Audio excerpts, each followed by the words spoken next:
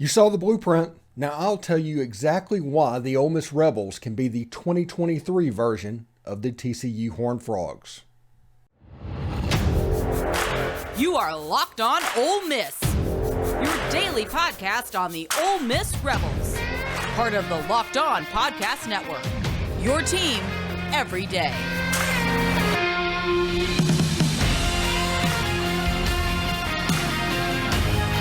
All right, Happy New Year, everybody. Hope it went well for everyone. Thanks for joining us on the Locked On Ole Miss podcast. Anyway, these days, every new potential hire can feel like a high-stakes wager for your small business. That's why LinkedIn Jobs helps you find the right people for your job faster and for free. Post your job for free at linkedin.com/LockedOnCollege. Terms and conditions apply. Also, thank you for making the Locked On Ole Miss podcast your first listen every day. We are free and available wherever you get your podcasts, including YouTube. Do us a favor, subscribe to the YouTube channel, hit the bell for notifications, and participate in the conversation by commenting down below. And, of course, upvoting the video itself. We'd appreciate it very much. We're going to, over the course of the next month, talk about what we're going to do moving forward. It's exciting. This thing has absolutely exploded, and it is all you guys that did it. Thank you very much. Anyway, today's show, we're going to talk about how Ole Miss can be the 2023 version of the TCU Horned Frogs. And I will tell you exactly how they can do that. This roster was always built for 2023. There were too many questions going into 2022. Ole Miss was able to pull it off. They made some tactical errors along the way, and that allowed them to not maximize their position. There's also a little bit of sabotage involved in what's going on. So, just so everybody knows, whenever you go, I am an Ole Miss fan, obviously. But when I say Ole Miss fan, I root for the school. I do not make it to where I put anybody up there like where they are the school. It wouldn't be a situation to where Lane Kiffin is Ole Miss football. No, Ole Miss football is Ole Miss football. There's been 11 coaches in the past. Lane Kiffin's just another one. There's not a situation where any player is do or die that I'm going to lose my mind over, because I've seen numerous classes of players come through. There's so much turnover amongst the Ole Miss team. So whenever somebody goes either way on that one, they kind of lose me a little bit. So looking at what is going on, since I told you there's so much rotation, so much turnover in players, this 2023 team will not be attached to the 2022 team at all. The end of that season, you got the bowl practices, you're going to have spring practice, you have a chance to fix every single thing for the 2023 team. It's not going to move over. I expect there's going to be staff changes. I expect the offense and defense is going to evolve. Not necessarily change, evolve. And in this show, I'm going to talk about what Ole Miss can do to bring their offense back up to cutting edge, because they weren't last year. I mean, there's no way. I like the Nebraska stuff from the 90s. I like the running the football. I enjoyed that, but that was not cutting edge. Nobody will tell you that that is cutting edge. Defensively, we talk about the physics problem.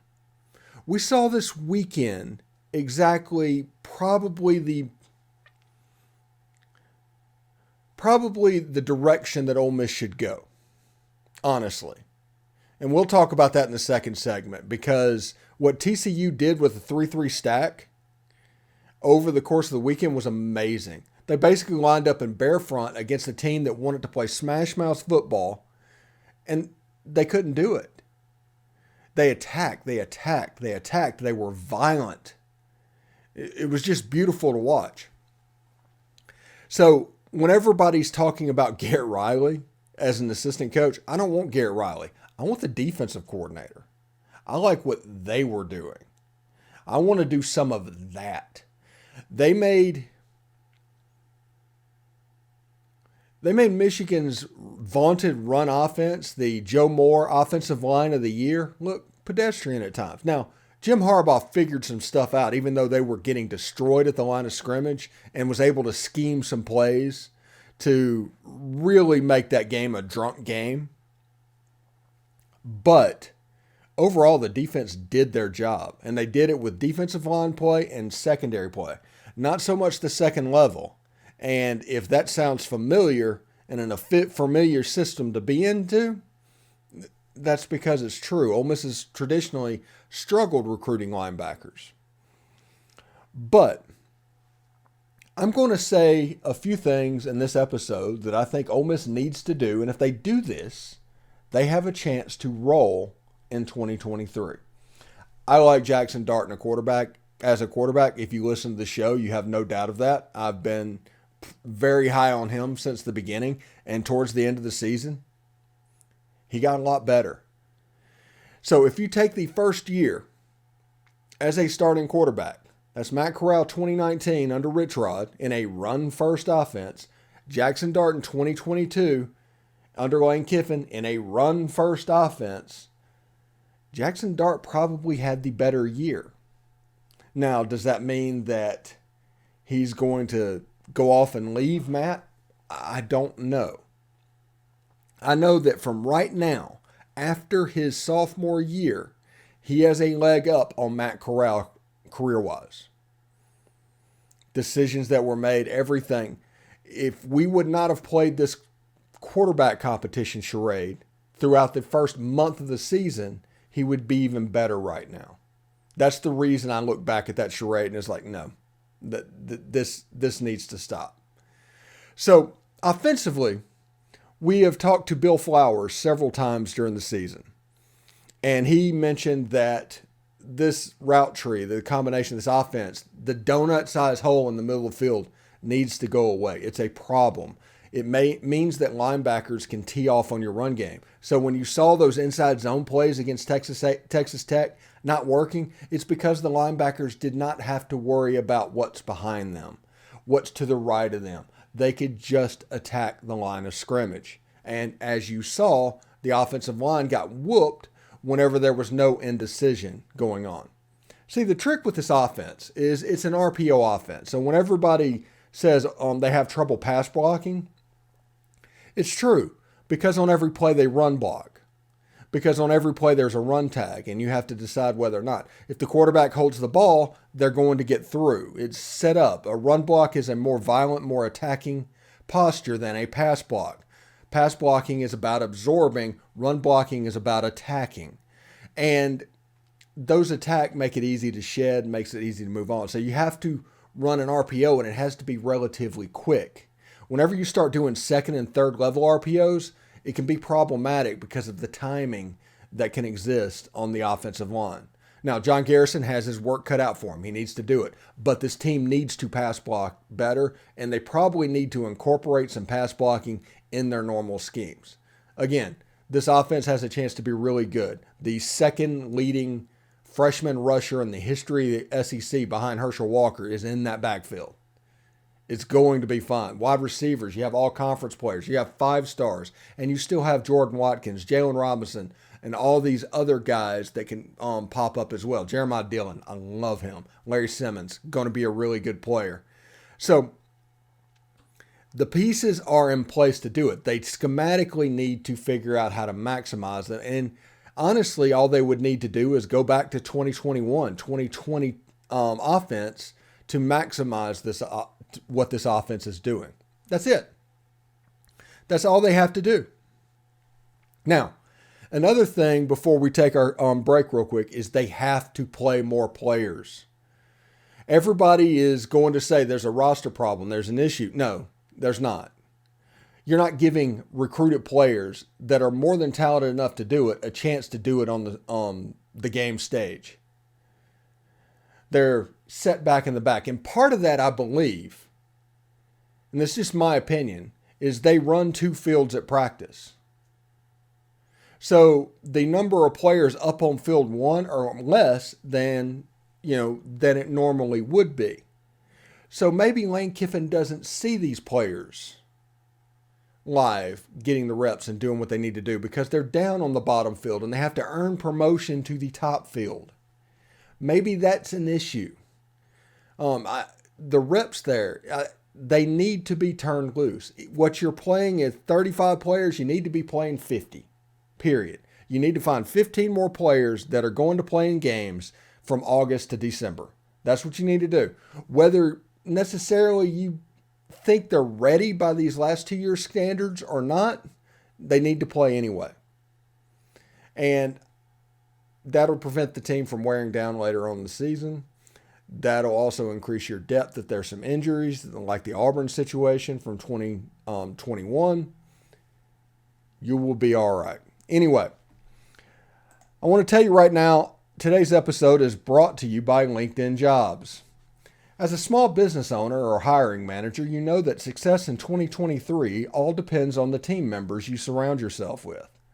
That's why you have to check out LinkedIn Jobs. With LinkedIn Jobs, you can hire qualified candidates more efficiently by matching open roles with people who have the skills, values, and experiences to help you achieve your goal.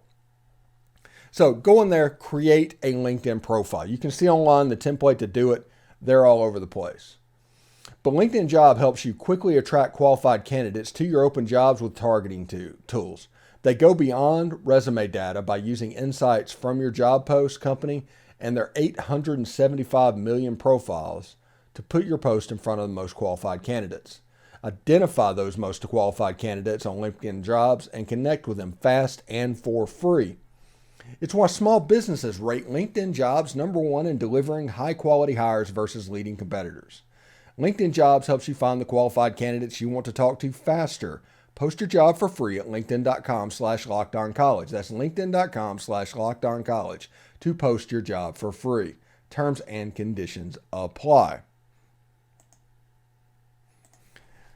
All right, thanks for making the Locked On Ole Miss podcast your first listen today. For your second listen today, check out Locked On Sports Today. From the games that matter the most to the biggest stories in sports, go beyond the scoreboard and behind the scenes with local experts and insights only Locked On can provide.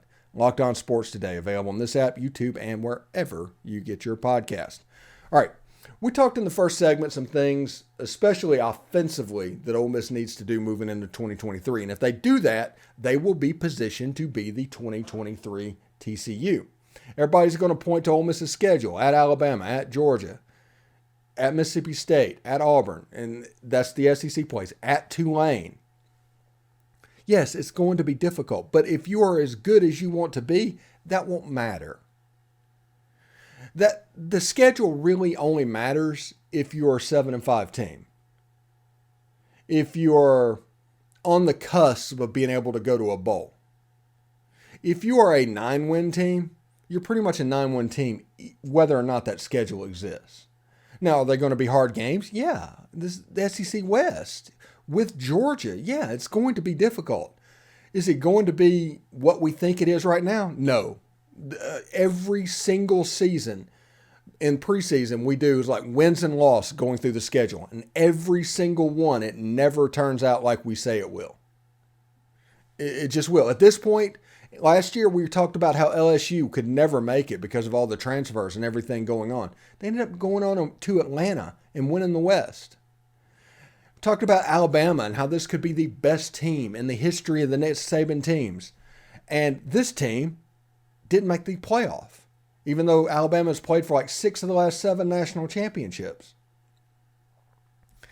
You don't know what's going on in January. So everything is about hope. Everything's about preparation, and everything needs to move forward.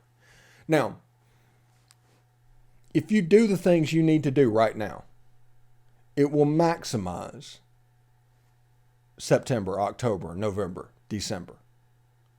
And the players that we have on the roster have a chance to be an offensive juggernaut in 2023 against the schedule that we play. We saw this weekend a good throwing team with good wide receivers can get Georgia. Georgia was lucky to win that game. And I think even Georgia would tell you that. Now, Aiden Williams, same size and build as Marvin Harrison Jr. He might not be ready by the end of the year or whatever, but he has a chance to be really good. Suntarine Perkins, an unbelievable player that's moving up the charts down in Orlando right now. if he doesn't get his 5th star, I would be absolutely surprised at this point. He is been a top 5 player down there this whole time. And we told you all last week that he had a chance to be the best player down there. But now that the pad's coming on and they're actually playing football, it's time for him to shine. He's somebody that I expect to really show out during the football game. But these pieces can help. And defensively, I told you in the first segment that TCU's defensive coordinator, that's how this defense probably needs to evolve. Now, the 3-2-6 principle with the essential of the play with the robber, that has a role in this defense. And that has a role against spread offenses because that protects behind the linebackers in front of the safeties, which spread offense make a living on doing RPOs. They run RPOs off of linebackers. They torture them. Just like Ole Miss, those robbers make plays. And even the way that you don't expect a player to be there type deal. So that specific defense within Ole Miss's defense has a place, and they need to keep doing it. I do want them to incorporate and evolve to more of a 3-3 stack, similar to what TCU ran against Michigan.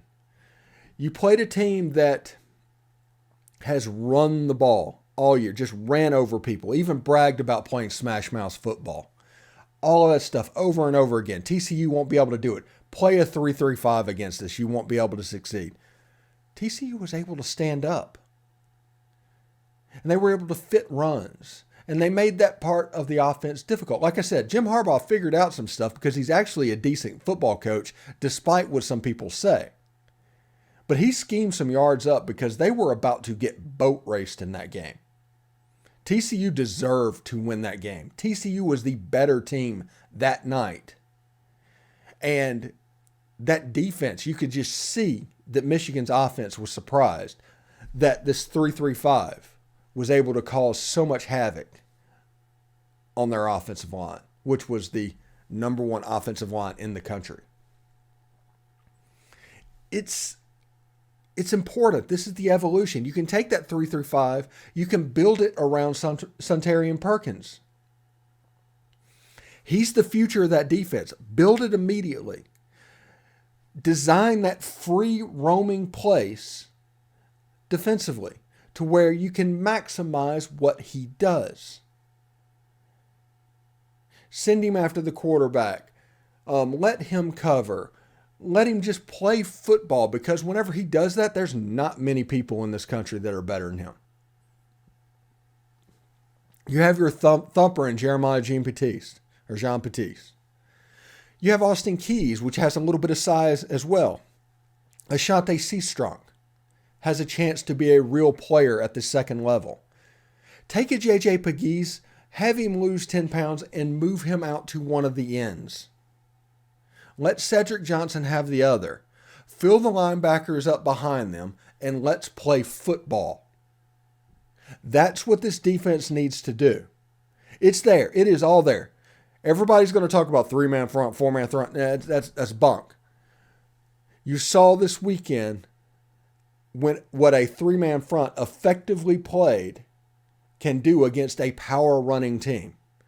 That right there should give us hope moving into 2023. Those things that, starting with the Kentucky game, the Vanderbilt game this year, won't necessarily be issues next year if we evolve. If we don't, we're doomed to do the same thing over and over again. And the 3-2-6, as it sits right now, like I said, I like it. Horrible matchup for the Georgia Bulldogs.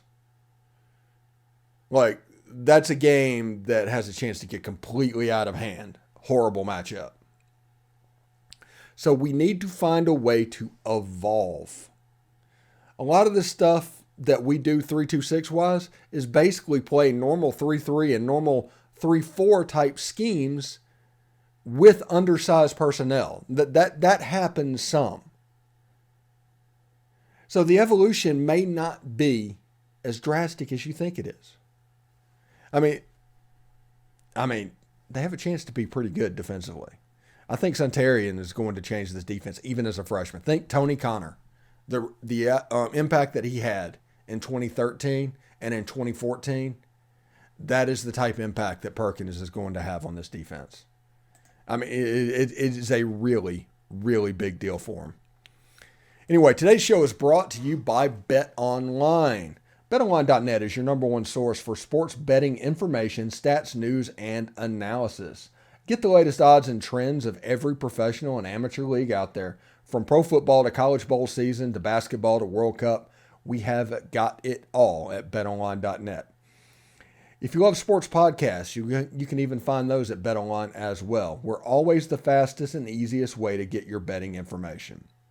Head to the website today or use your mobile device to learn more. It's BetOnline, where the game starts.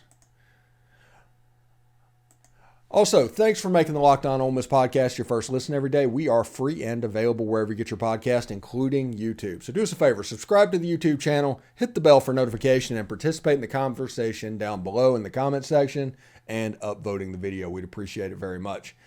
So we have talked about things and little tweaks that Ole Miss can do that can potentially lead them to a TCU 2023 type season.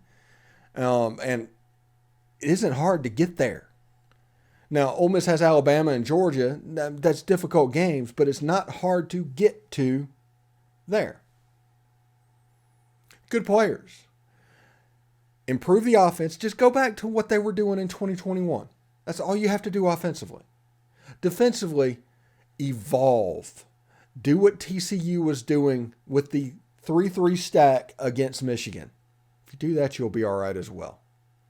So anyway, we're talking about 2023, but Ole Miss received an important 2024 commit. Damon Williams out of Arizona, quarterback, has committed to the Ole Miss Rebels, and everybody's got questions about Walker White and everything. We're going to get to that. But Damon Williams, really good quarterback. Now, when you look at his video and just see him play, you see Kyler Murray and Bryce Young. That is the build, that is all of that going on, and the way he plays the game. Now, will that translate to the SEC level? Well, that's the reason he wants to go to Ole Miss to begin with. But this is a quarterback that has played Dylan Rolla, who is a 5-star quarterback, twice and beat him twice. This is a kid that played Malachi Nelson, USC 2023 commit, beat him as well. This is a kid that plays, I think, at Basha High School that won their first state championship this year. They're not a traditional power. This will be the first one. So I tell you that to tell you this. This is a kid that elevates those around him to levels that they haven't gotten to. And that is important for the quarterback position. Now, we can discuss later on in this segment whether or not that he stays. And early commitments, people are going to get upset because Marcel Reed, I'm not going to say burned him, but the situation changed. But Damon Williams is a really, really athletic quarterback who is an excellent thrower of the football. He has a chance to be really, really good, folks. Now,